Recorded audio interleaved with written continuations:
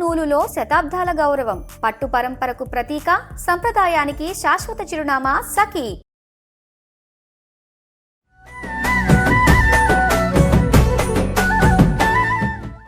నమస్కారం, సుమన్ టీవీకి స్వాగతం. భారతదేశంలో ఉన్నటువంటి పుణ్య నగరాల్లో, పుణ్యక్షేత్రాల్లో అత్యంత అద్భుతమైనటువంటి క్షేత్రం కాశీనగరం. వారణాసిలో ఉన్నటువంటి ఈ కాశీనగరాన్ని ఒక్కసారి దర్శిస్తే చాలు 7 జన్మల పాపాలు కూడా పటాపంచలు అయిపోతాయని భక్తుల విశ్వాసం.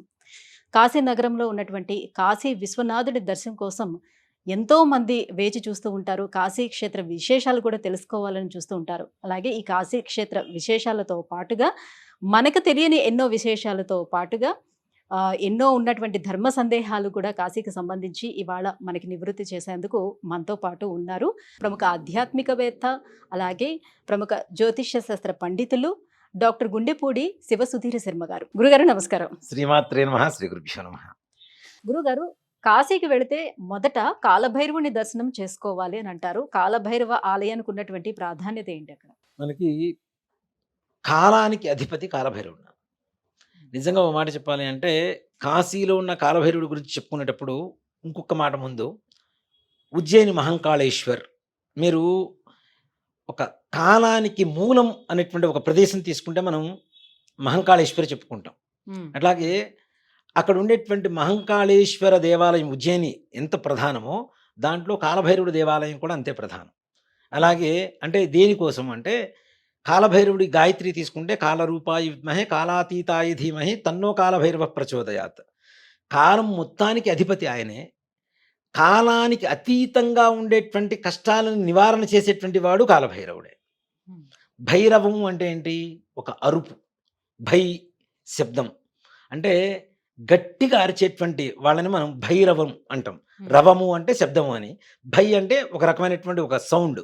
ఆ సౌండ్ చేసినటువంటి కారణం చేతన ఆయనకి భైరవుడు అని పేరు వచ్చింది. భైరవుడికి భయంకరమైన సౌండ్, శబ్దం. అందులో ఈ కాలం ఎందుకు కలిసి వచ్చింది అంటే, కాలానికి అధిపతి ఆయన కాబట్టి. ఇక్కడ మన ఉజ్జయినిలో కూడా మహంకాళేశ్వరం అని పట్టుకుంటారు చాలామంది. డెప్త్కి వెళ్తే అక్కడ కూడాను కాలభైరవుడే కాలానికి అధిపతిగా చెప్తూ ఉంటాం మనం. ఇక్కడ భారతదేశం మొత్తానికి లాటిట్యూడ్ తీసుకోవాలంటే ప్రధానంగా ఎక్కడ తీసుకుంటాం మనం?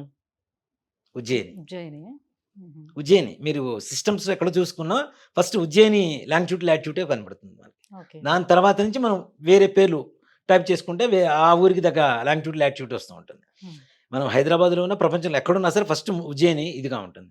అక్కడ ప్రధానమైనటువంటి అంశం ఏంటంటే కాలభైరవుడు. మరి అదే కాలభైరవుడు కాశీకి వచ్చేసరికి ఇంకా ప్రధానంగా ఎందుకు మారుతున్నాడు అనేటువంటి విషయానికి వస్తే, కాశీ క్షేత్రాన్ని పరిపాలించేటువంటి వాడు ఎవరు? కాలభైరవుడు.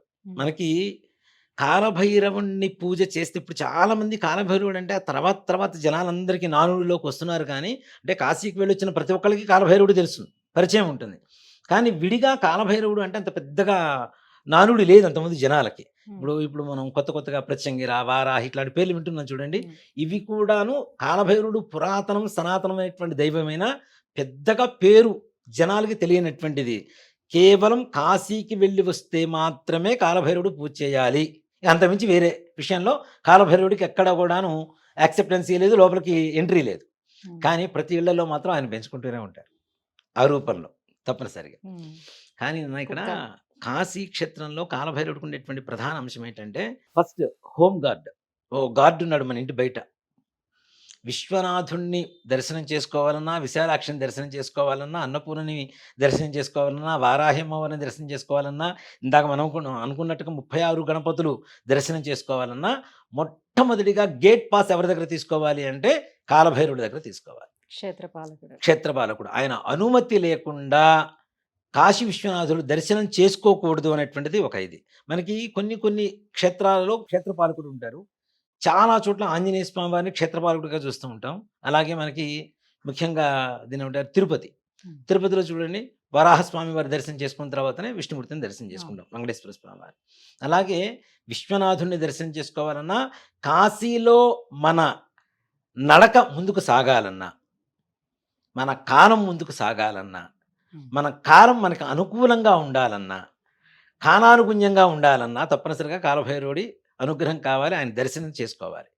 ఇక్కడ కాలభైరవుడికి పూజ చేస్తే ఎన్ని రకాల కష్టాలు ఉన్నాయో అన్ని రకాల కష్టాలు కూడా తీర్చేస్తాడు ఆయన. ఓ మాట చెప్పానంటే ఆయన చూడటానికి మనం ఎంతసేపటికి సునక రూపంలో చూస్తుంటారు, కానీ సునక రూపం కాదు, నిజంగా సునక రూపంలో చూసుకున్నా ఆ విశ్వాసానికి మించింది ప్రపంచంలో ఇంకెక్కడా లేదు కదా. కాలభైరవుడి అష్టకం చదివేటప్పుడు కూడా మనకి తెలియనటువంటి ఒక వైబ్రేషన్ మన మైండ్లో, మన శరీరంలో కూడా ఒక వైబ్రేషన్ వస్తుంది. ఇప్పుడు ఆంజనేయ స్వామి వారి దండకం వేరు. ఆంజనేయ స్వామి వారు అంటే ఓకే, ఆయన భూతప్రేత పిశాచాలను పోగొడతాడు అనేటువంటి ఒక విషయం మనందరికీ మన మనసులో ఉంటుంది కాబట్టి ఆ చదువుతుండే వైబ్రేషన్ రావటం వేరు. కాలభైరవుడు ఎవరో కూడా తెలియనటువంటి పరిస్థితిలో అయినా సరే కాలభైరవ అష్టకం చదువుతున్నప్పుడు, వింటున్నప్పుడు మన శరీరంలో ప్రతి నాడి స్పందిస్తుందని చెప్పుకోవచ్చు. ఇక్కడ కాలభైరవుడికి చాలా ఇష్టమైనటువంటిది ఏంటి అంటే, మనకు ముఖ్యంగా మాంసాహారం అనుకుంటారు, మాంసాహారం కాదు. ఇప్పుడు చాలామంది మాంసాహారం పెడుతున్నారు, కానీ ఇక్కడ కూడా వాటికి మినప వడలు ఉంటాయి చూసారా, మినప వడలతో తయారు చేసిన, మినుములతో తయారు చేసినటువంటి వడలు ఏవైతే ఉంటాయో అవి కాలభైరవుడికి చాలా ప్రీతికరమైనటువంటి ప్రసాదంగా చెప్పబడుతూ ఉంటాయి మనకి. ఇక్కడ అష్టమి రోజున కాలభైరవుని పూజ చేస్తాం. ఎవరైతే అష్టమి రోజున కాశీలో కాలభైరవుని దర్శిస్తారో, లేదు కాశీకి వెళ్ళలేకపోతున్నాం, కాలభైరవుని మాకు దగ్గరలో ఉన్న దేవాలయంలో మేము దర్శిస్తాం అనుకుంటారో, స్వామివారికి మినప వడలు తీసుకెళ్ళి నైవేద్యం పెట్టి పుష్పాండ దీపం అని ఒకటి ఉంటుంది. నిజంగా అంటే ఇది ఇంకా కాశీలో జనాలు ఎవరు తీసుకువెళ్ళటల్లా, ఇది చాలా చోట్ల అంటే కాశీ నుంచి వచ్చిన తర్వాత గారెల దండని కుక్కకు వేయడం లాంటిది చేస్తున్నారు. లేదు కాశీలో కాలభైరవుని దర్శనం అవ్వగానే రొట్టె తీసుకువెళ్ళి కుక్కకి ఇవ్వాలని చెప్తూ ఇస్తున్నారు. కానీ ఇక్కడ అసలు మినపవడలు నాన్న, దేనికంటే ముఖ్యంగా మినుము అంటే ఏంటి, మన వాడుక భాషలో మాంసాహారం, మాంసకృతులు ఎక్కువగా ఉండేటువంటి ఒక పప్పు ధాన్యం, ప్రోటీన్ ఎక్కువగా ఉండేటువంటి ధాన్యం, అవునా. కాబట్టి దాంతోపాటు సమానంగా ఇక్కడ అమ్మవారికి కూడా మినపవడలే పెడతాం మనం నైవేద్యం. ఎందుకంటే రాహుగ్రహానికి అమ్మవారు మూలదేవత, అధిష్టాన దేవత కాబట్టి రాహుగ్రహానికి ఇష్టమైనటువంటి ధాన్యం మినుములు కాబట్టి ఇక్కడ మినుములు తయారు చేసేటువంటి పదార్థాలు ఏవైతే ఉన్నాయో చాలా మంది దేవతలకు ప్రీతికరమైనటువంటివి ఉన్నాయి. మనకి గణం ఆంజనేయ స్వామి వారికి కావచ్చు, అమ్మవారికి కావచ్చు, అలాగే వీటన్నిటితో పాటు కాలభైరవుడికి, అంటే కాలభైరవుడికి నిజ కాలభైరవుడికి మనం తినిపించడం కాదు, కానీ కాలభైరవుడికి విగ్రహానికి కానీ ఇంట్లో పటానికి కానీ తప్పనిసరిగా అష్టమి రోజున ఎవరైతే కాలభైరవ అష్టకం చదువుకొని కాశీ విశ్వనాథుడిని ప్రార్థించి ఎవరైతే వాళ్ళని నివేదన పెట్టి వాళ్ళు తినటం కాదు పక్క వాళ్ళకు కూడా పంచిపెడతారో వాళ్ళకి తప్పనిసరిగా కాలభైరవుల అనుగ్రహం కలుగుతుంది. అంతేకాకుండా కాశీకి వెళ్ళొచ్చినంత అనుగ్రహం, అంటే వాళ్ళకి ఆ పుణ్యం కూడా లభిస్తుంది. ఇక్కడ దీనికంటే ఇంకా సులభమైనటువంటి మార్గం అసలు ఇవేవి మా వల్ల కాదు అంటారా, నిజంగా బిల్వాష్టకం చదువుకుని చాలని చెప్తాను. కాశీ వరకు వెళ్ళి కాలభైరవుని దర్శించుకొని ఇవన్నీ చెయ్యాలి, ప్రయాగ వెళ్ళి మాధవుని దర్శించి ఇవన్నీ వీటెందుకంటే శివుడు అంతే కదా, బోళాశంకరుడు ఒక్క బిల్వం పరమేశ్వరుడికి సమర్పిస్తే అన్నీ వచ్చేస్తాయని చెబుతుంది మనకి, అవునా. కాబట్టి అంటే బిల్వాష్టకం కరెక్ట్గా మనం అర్థవంతంగా తెలుసుకోగలిగితే, మనం ఇందాక కాలభైరవుడి అష్టకం చదివేటప్పుడు వైబ్రేషన్ అని చెప్తాం కదా, నిజంగా బిల్వాష్టకం ప్రతి అర్థం తెలుసుకోగలిగితే కళ్ళ వెంట నీళ్ళు వస్తాయి నాన్న. శివుడు ఇంత బోళాశంకరుడా, ఇంత దయామయుడా.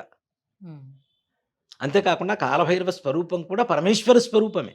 ఇప్పుడు మనకి వీరభద్ర స్వరూపమే లాగా, పరమేశ్వరుడి నుంచి ఆవిర్భించినటువంటి వీరభద్ర స్వరూపమే లాగా, అలాగే కాలభైరవ స్వరూపం కూడా పరమేశ్వరుడి నుంచి ఆవిర్భావం జరిగినటువంటి స్వరూపమే. కాబట్టి ఆయనకి ఇక్కడ శివ కుటుంబంలో ఉండేటువంటి దేవతలందరికీ కూడాను అక్షరాలు దాదాపుగా రాక్షస అక్షరాలతోనే స్తోత్రాలు కావచ్చు, శ్లోకాలు కావచ్చు, మంత్రాలు కావచ్చు, ఇవన్నీ కూడాను ఠన్ ఠన్ ఢన్ ఢన్ ఢం రం రం రం రం రం ఇట్లా రాక్షస అక్షరాలతో ఆంజనేయ స్వామికి కూడా అలానే ఉంటాయి, అంతే ఉంటాయి. ఇందులో రావణాసురుడు రాసినటువంటి శ్లోకాలు ఎక్కువగా ఉన్నాయి. రావణాకృత శ్లోకాలు, స్తోత్రాలు శివ కుటుంబం గురించి రాసినటువంటి వాటిల్లో అతి ఎక్కువగా ఉన్నాయి. కాబట్టి ఆయన రాక్షసుడు కాబట్టి అక్షరాలు కూడా రాక్షస అక్షరాలతో ఎక్కువగా రచించడం అనేటువంటి జరిగింది. కానీ కాశీలో కాలభైరవుడి దర్శనం జరగకుండా కాశీలో ఏ రకమైనటువంటి దేవత ఆరాధన చేసినా దానివల్ల ఏ రకమైనటువంటి ఉపయోగం ఉండదు. మనం ఏదో దొంగతనంగా సినిమా థియేటర్లోకి వెళ్ళి కిటికీలోంచి సినిమా చూస్తే ఎట్లా ఉంటుంది, చూసి చూడనట్టే ఉంటుంది. అట్లానే ఇది కూడా కాలభైరవుని దర్శించుకోకుండా డైరెక్ట్ గా విశ్వనాథుని దర్శనం చేయడానికి లేదు, కాలభైరవ దర్శనం తప్పనిసరిగా జరగవలసిందే. కాబట్టి అందుకనే కాలభైరవుడికి కాశీలో అంత ప్రాధాన్యత ఉంటుంది. గురుగారు, కాలభైరవుని యొక్క ప్రాధాన్యత, సో కాశీకి వెళితే కాలభైరవుని ఎందుకు దర్శించుకోవాలి మొదటిసారి అని తెలియజేసినందుకు ధన్యవాదాలు. శ్రీమాత్రే నమః. శ్రీ గురుభ్యో.